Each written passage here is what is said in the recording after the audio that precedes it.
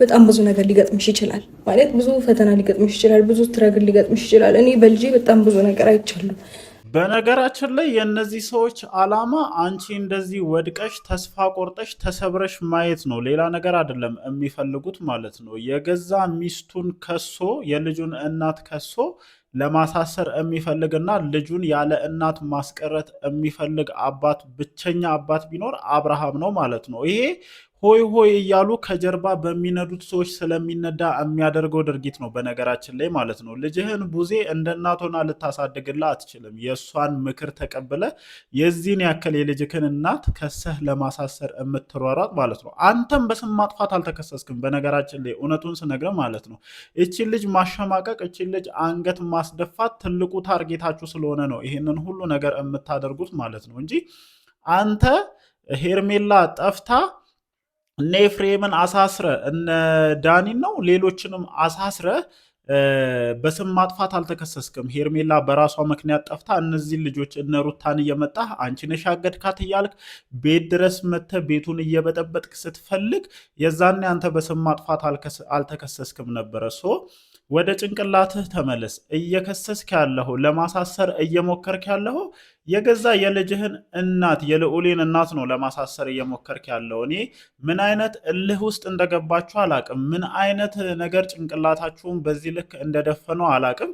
ብቻ ለማንኛውም ቪዲዮን እስከ መጨረሻ የተከታተላችሁ ሰዎች በሽምግልና ነገሩ እንደተያዘና መታሰር የሚባል ነገር እንደሌለ አውርታ ገኒ ስትሄድ ተመልክተናል ማለት ነው። አሁንም ያልተዋጠልኝ ነገር ቢኖር ገኒ እዚህ ጉዳይ ውስጥ ለምን እንደገባች ነገሮችን በዚህ ልክ ለምን ልታወሳስብ እንደቻለች አሁንም ጭንቅላቴ መልስ ሊያገኝለት አልቻለም። እቺ ልጅ ከና አብርሃም ጋር ኮኔክሽን አላት የሚለውን ነገር አሁንም ድረስ አለማሰብ አልቻልኩም። እውነቱን ስነግራችሁ ማለት ነው። በቃ ከዚች ልጅ ጀርባ የሆነ ነገር እንዳለ ነው ጭንቅላቴ እያሰበ ያለው። ለማንኛውም የተፈጠረውን ነገር ተመልክታችኋል፣ ቪዲዮንም አይታችኋል ብዬ አስባለሁኝ። በዚህ ቪዲዮ ዙሪያ የተወሰኑ ሀሳቦችን እየሰጠን ቆይታ እናደርጋለን ማለት ነው።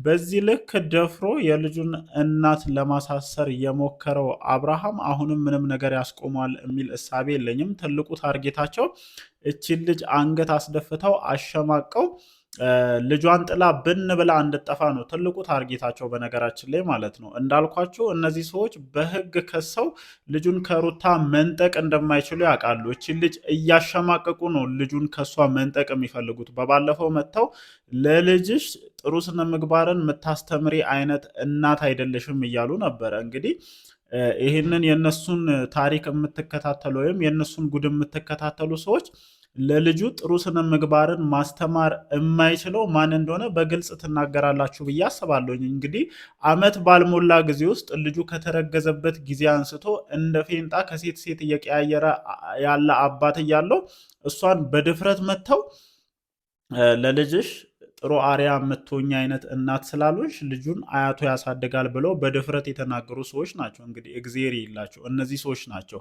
እናትና ልጅን ለያይተው ብዙ ነገር ለማድረግ እየሞከሩ ያሉት ማለት ነው። ለማንኛውም እዚህ ጉዳይ ላይ ሽማግሌዎች እንደገቡ ወይም ሩታን አሳስረው ልጁን ለመቀበል ነበረ ትልቁ ታርጌታቸው ማለት ነው። እሷም የዋህ ናት በነገራችን ላይ ማለት ነው። አማራጭ የለሽም ለገነት ከመስጠት ውጭ። በእርግጥ እኔ አልፈርድብሽም፣ ግን እናት አለችሽ። ሌላው ቢቀር ማለት ነው እንደዚህ አይነት ሲቹዌሽን ሲፈጠር ደውለሽ ጠርተሻቸው ልጅሽን ለሳቸው መስጠት ትችይ ነበረ። ማንንም ማመን የለብሽም እውነቱን ስነግርሽ ማለት ነው። ምክንያቱም የእነዚህ ሰዎች እጅ ምን ያክል ረጅም እንደሆነ እስከ ዛሬ ድረስ እየተመለከትሽ ትገኛለሽ። አንድ በአንድ ነው በዙሪያሽ የነበሩ ከአጠገብሽ የነበሩ ሰዎችን እየለቀሙ እየወሰዱብሽ አሉትና ገነትንም ላለመውሰዳቸው ምንም አይነት ዋስትና የለሽም። በስተመጨረሻ ጉዳዩ በሽምግልና ተይዟል ምናምን ብላ ስትሄድ በጣም ተገርም ያለውኝ ይባሱንም ጥርጣሬ ከፍ እንዲል ያደረገው። ለማንኛውም እንዳልኩሽ ነው።